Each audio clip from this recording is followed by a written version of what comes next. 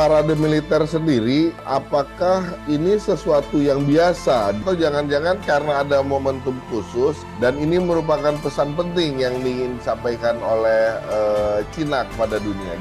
Momennya kan 80 tahun ini kan angka yang baik. RRT menunjukkan 80 tahun kemenangan melawan Jepang lah gitu ya. Perang Dunia Kedua itu selain menunjukkan kehebatannya juga di militer, ya dia juga menunjukkan ke dunia bahwa RRT sekarang bukan RRT yang dulu gitu ya. Artinya kuat lah.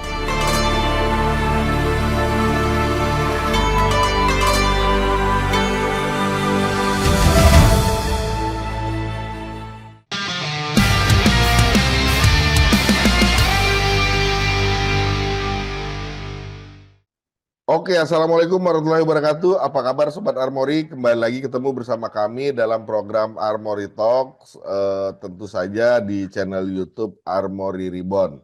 Nah, Sobat Armory, kali ini kami akan membahas terkait kehadiran Presiden Prabowo pada parade militer 80 tahun Cina dan politik luar negeri bebas aktif Republik Indonesia. Nah, saat ini kami telah kehadiran seorang narasumber. Beliau adalah Bapak Albert Roring yang merupakan akademisi sekaligus pengamat politik Cina dari program studi Cina Hubungan Internasional Universitas Indonesia. Kita langsung sapa aja beliau. Pak Roring, apa kabar? Baik, Pak Darwin, apa kabar? Oke, Pak Roring ini kayaknya kali pertama hadir dan muncul di layarnya Armory Reborn. Terima kasih udah meluangkan waktu, udah mau bersedia menjadi narasumber kami. Ya, Pak Darwin, sama-sama dengan senang hati. Oke, Pak, hari ini kita ngebahas seperti apa yang saya sampaikan tadi, ngebahas soal parade militer Cina, Pak ya, dan politik luar negeri bebas aktifnya Republik Indonesia yang kebetulan di momen itu banyak beredar foto dan video Presiden Prabowo kita. Mohon izin saya kasih pengantar dulu, Pak. Oke, Sobat Armory, seperti yang kita ketahui bersama, ada yang berbeda saat Presiden Cina Xi Jinping menerima Presiden Indonesia Prabowo Subianto di Balai Agung Rakyat di Beijing 3 September 2025 lalu. Untuk menghadiri peringatan 80 tahun kemenangan Perang Perlawanan Rakyat Cina melawan agresi Jepang dan Perang Anti-Fasisme Dunia. Kedua, Presiden menunjukkan betapa pentingnya hubungan Cina-Indonesia dan persahabatan tulus rakyat Indonesia terhadap rakyat Tiongkok yang pada tahun 2025 ini menandai 75 tahun hubungan diplomatik antara RRC dan Cina sekaligus peringatan 70 tahun Konferensi Bandung. Padahal Presiden Prabowo tadinya rencananya bahkan batal hadir dan mengutus Menteri Luar Negeri Sugiono untuk berangkat ke Cina mengingat kondisi keamanan dalam negeri yang sedang dilanda rentetan demonstrasi dan kerusuhan. Namun setelah situasi lebih kondusif, tiba-tiba saja Presiden Prabowo memutuskan jadi datang ke Cina. Presiden Prabowo menyampaikan kepada Xi Jinping bahwa dia ikut senang merayakan peringatan 80 tahun kemenangan rakyat Cina. Bahkan Prabowo menambahkan bahwa Indonesia dan Cina adalah sahabat sejati dan hubungan dengan Cina merupakan prioritas utama dalam kebijakan luar negeri.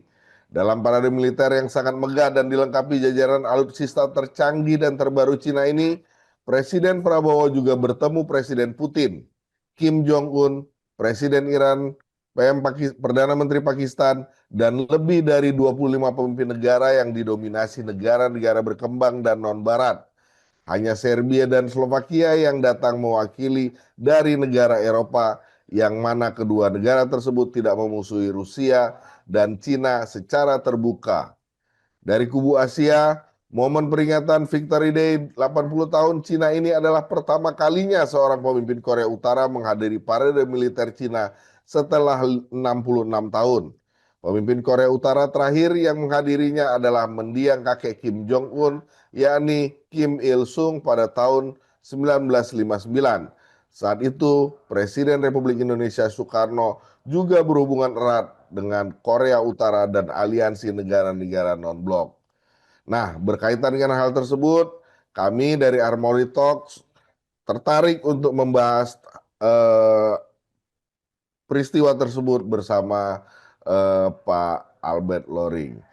Pak Roring, gimana Pak? Menurut Pak Roring, pertemuan eh, Pak Prabowo bersama kepala negara tersebut di parade militer Cina itu menggambarkan apa kira-kira menurut Bapak? Ya, tadi kalau dengar pendahuluan dari Pak Darwin, itu situasi sekarang ya. Jadi kita bisa lihat, kalau kita lihat tatanan global sekarang, tentu kita bisa lihat ada kekuatan baru yang muncul, ya Pak ya. BRICS, Bapak tahu kan ya, bisa ada Brasil, Rusia, India, Cina kan. Bahkan Indonesia sudah masuk eh, ke keanggotaannya di dalam BRICS, ya kan. Kalau dari sisi ekonomi tentu tidak usah diragukan kekuatan ekonomi Cina ya di sini. Eh, Kalau kekuatan ekonomi, saya lihat dari cadangan devisanya saja, Pak. Cadangan devisa RRT itu yang paling besar di dunia ya, 3 triliun, 3 triliun ya, 3 triliun gitu. Bahkan Amerika nggak masuk di dalam lini itu 10 besar itu. Jadi dari sisi itu saya pikir Indonesia eh, terutama diwakili oleh Presiden Prabowo ini ke sana menganggap penting untuk pertemuan di dalam rangka 80 tahun kemenangan di dalam Perang Dunia Kedua, gitu. Jadi penting karena tadi ini kelompok BRICS itu Pak, secara ekonomi dulu ya. Ya, ya. Nah, terkait parade militer sendiri, apakah ini sesuatu yang biasa diselenggarakan di Cina, Pak? Gitu ya. Apa namanya? Maksudnya ini apakah sebelumnya sering dilakukan gitu? Atau jangan-jangan karena ada momentum khusus, yaitu kita tahu Juni kemarin Amerika baru saja melakukan parade militernya setelah sekian lama. Dan ini merupakan pesan penting yang ingin disampaikan oleh Cina kepada dunia. Gimana Pak Roring melihatnya? Iya. Sebetulnya momennya kan 80 tahun ini kan angka yang baik lah ya, angka yang pas gitu ya. 80 tahun, kemudian Asia Afrika juga kan ya, 70 tahun ya Asia Afrika ya kan, di mana di situ juga ada kedekatan dari Indonesia lah kalau kita lihat sejarahnya ya, dari zaman Bung Karno gitu ya kan, Asia gitu ya, Asia Afrika gitu. Ini macam untuk apa ya, merasa semacam apa ya, masa lalu gitu ya, bahwa Indonesia RRT itu kawan dekat sejak dulu gitu ya, itu dulu gitu. Kalau militernya 80 tahun ini tadi eh, terkait latar belakang sejarah yang Perang Dunia Kedua gitu ya. Memang RRT atau dulu RRT gini, RRT kan berdirinya tahun 49 ya. Kalau kita bicara tahun 37 sampai 45 itu dalam sejarah Tiongkok itu disebut perang melawan Jepang. Kan udah canceng gitu ya. Perang melawan Jepang itu tahun 37 sampai 45. Di mana di Cina pada saat itu dua partai yang dua kelompok besar Pak, Mao Zedong dan Chiang Kai-shek gitu ya. Kita bicara ini dulu. RRT belum berdiri gitu. Jadi waktu Jepang menyerah tahun 45, Partai Komunis Cina yang sebagian besar atau mayoritas kuatannya di pedesaan, sedangkan Chiang Kai-shek nasionalis itu memang secara apa ya, perang perang yang head to head gitu ya, Cina kalah lah ya karena Jepang sudah menyerbu sampai ke mana, ke Nanjing, ibu kota Cina pada saat itu, di mana Chiang Kai-shek sebagai pemimpin Cina pada saat itu, sedangkan Mao Zedong di pedesaan, Jepang sudah menguasai kota-kota besar nih. Komunis yang di pedesaan itu tidak terpengaruh oleh penguasaan Jepang di kota, gitu ya Pak ya. Jadi setelah 45 Jepang menyerah, terjadi perang saudara itu 45-49.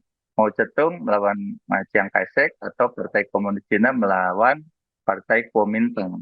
Kuomintang kalah 49, eh, menyingkir ke Taiwan, Formosa.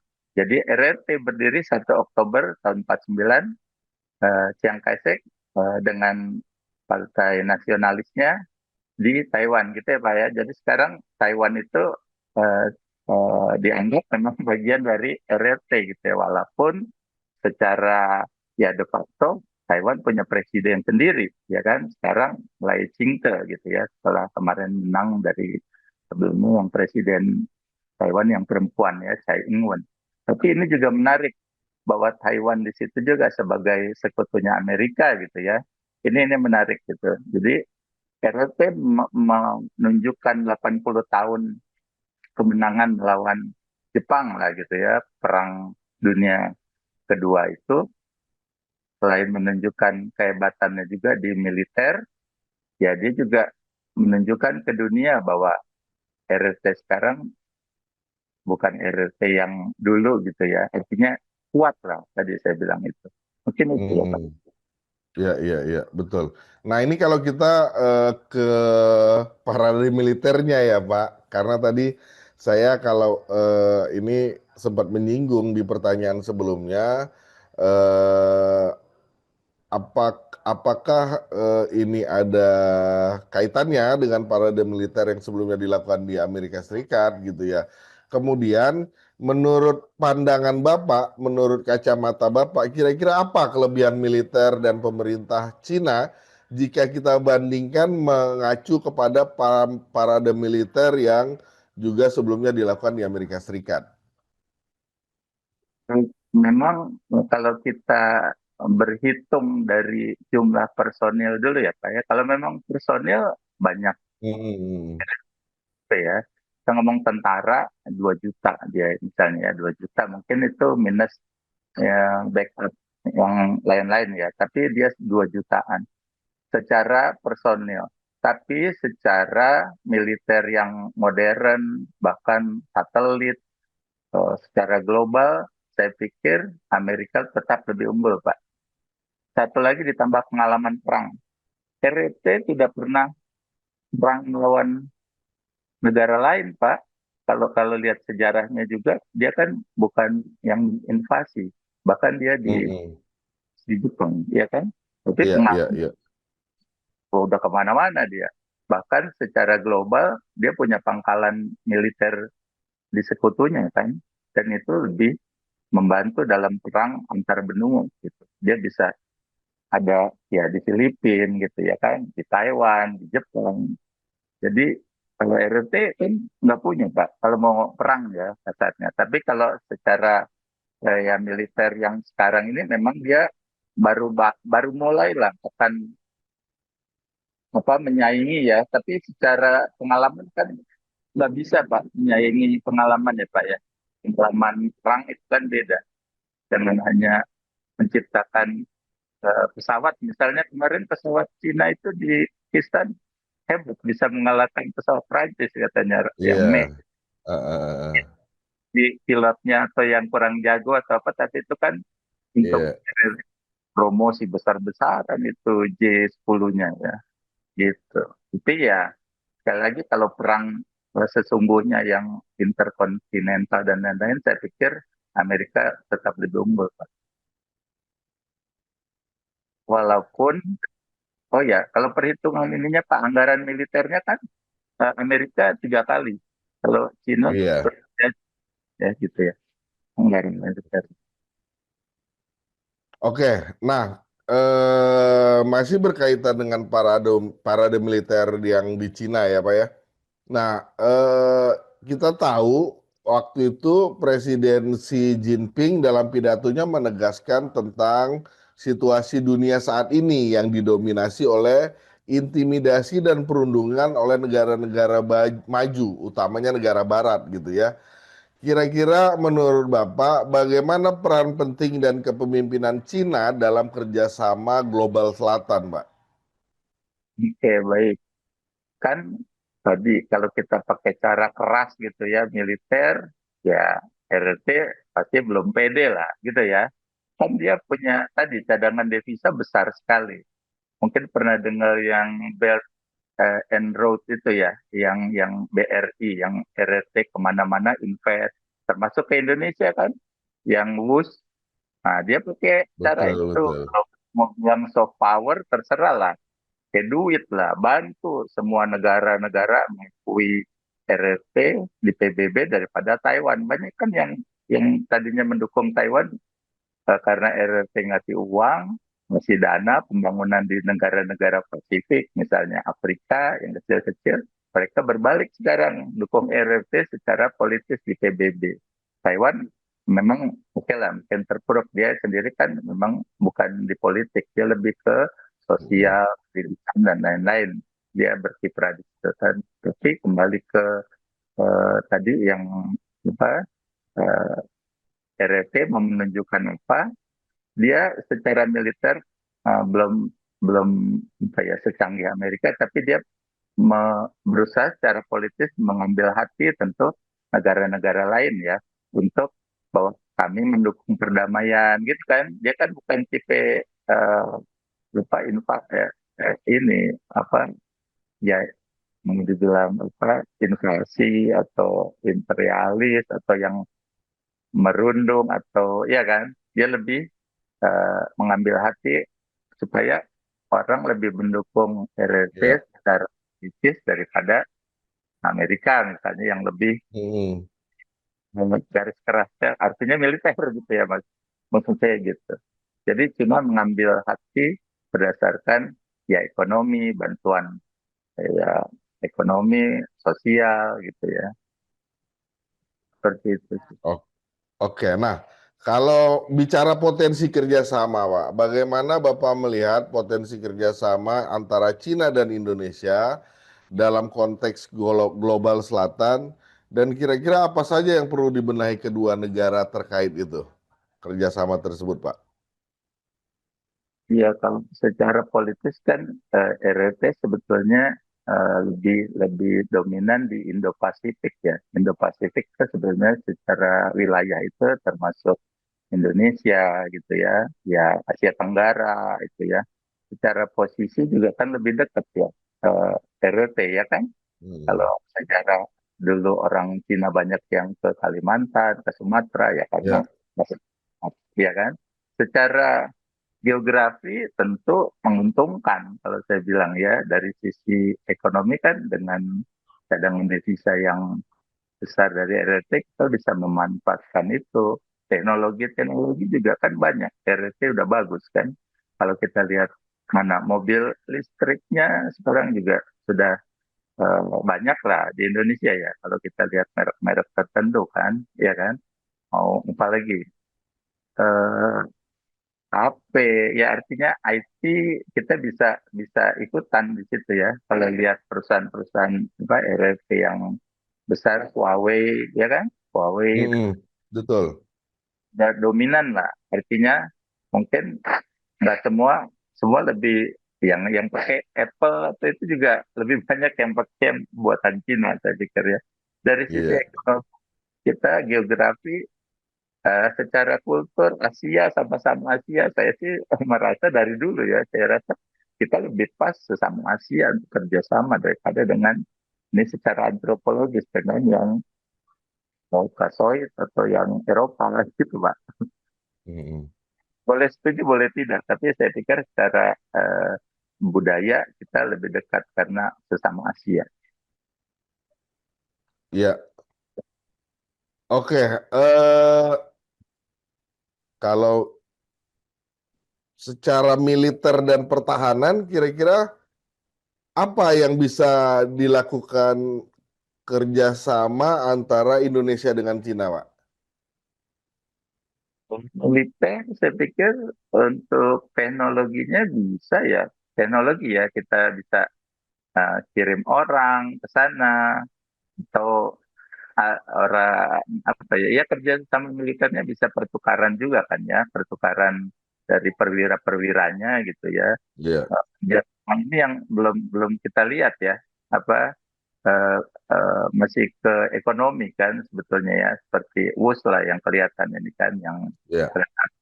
ya, tapi saya pikir apa Indonesia masih ragu-ragu eh, karena Amerika nanti marah mungkin ya. Tapi dengan kehadiran eh, Pak Prabowo ke sana, Indonesia juga Mm, sudah menjadi anggota BRICS, pun sudah jelas ya posisinya. Artinya ke sana juga ya Indonesia juga tidak salah gitu ya, karena anggota BRICS gitu ya. Mungkin Indonesia harus bisa memainkan peran, artinya bisa ya tarik ulur gitu ya. Jangan jangan memusuhi salah satu gitu ya. Kalau bisa bersahabat, memang serba salah walaupun Amerika dengan RT terlihat bersaing sebetulnya. Tapi kan itu Iya. eh, terlihat gitu ya, seperti zaman apa, perang dingin aja ya. Perang dingin itu kan nggak kelihatan perang beneran, tapi sebetulnya bersaing ya. RT kan kalau dari kata Cungpo gitu ya, dari bahasa Cina Cungpo itu kan dia negara pusat tengah gitu ya. Kalau kalau Cung itu tengah, negara tengah berarti dia pusat dunia. Dia merasa dia harus ambil posisinya sebagai superpower sekarang gitu ya. Dia mau orang menganggap RT itu oh, ya hebat lah, karena kalau dari sejarahnya yang dia dijajah Jepang gitu ya, zaman Perang Candu bahkan abad 19 itu kan, waktu Perang Candu Inggris menang lawan Cina dinasti ya, waktu itu zaman dinasti Qing, tapi mereka di situ ya memang ya tertindas gitu ya sejak Perang Candu sampai perang melawan Jepang. Jadi mereka udah nggak mau seperti itu lagi dan belajar dari sana. Ya sampai sekarang ini RT yang ya cukup kuat loh kalau menurut saya. Iya.